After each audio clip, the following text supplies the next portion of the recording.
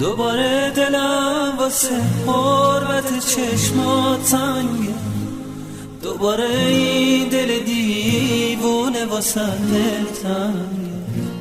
وقت از تو خوندن ستاره ترانه ها، اسم تو برای من قشنگترین آهنگه. بی تو یک پرنده اسیر بی پروازم، با تو اما میرسم به قله آوازم. اگه تا آخر این ترانه با من باشی، واسه تو سقفی از آهنگ و صدا میسازم. با یه چشمک دوباره منو زنده کن ستاره، نذار از نفس بیفتم توی تنها راه چاره. آی ستاره آی ستاره، بی تو شب نوری نداره. این ترانه تا همیشه تو رو یاد من میاره.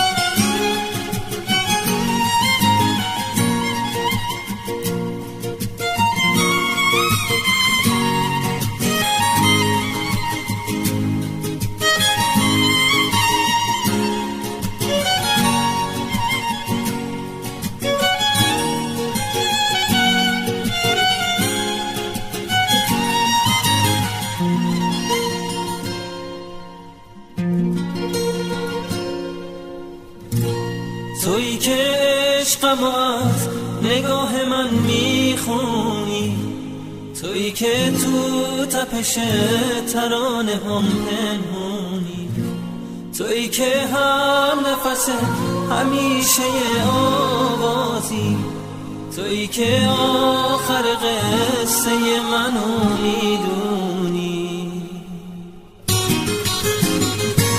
اگه کوچه صدام یه کوچه باریکه، اگه خونم بی چراغ چشم تو تاریکه، میدونم آخر قصه میرسی به داد من. لحظه یکی شدن تو آینه ها نزدیکه. با یه چشمک دوباره منو زنده کن ستاره، نذار نفس بیفتم توی تنها راه چاره.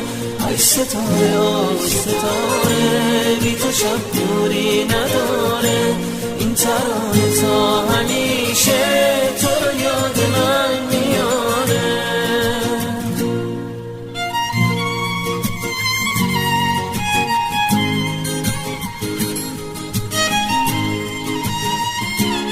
اگه کوچه صدام یه کوچه باریکه،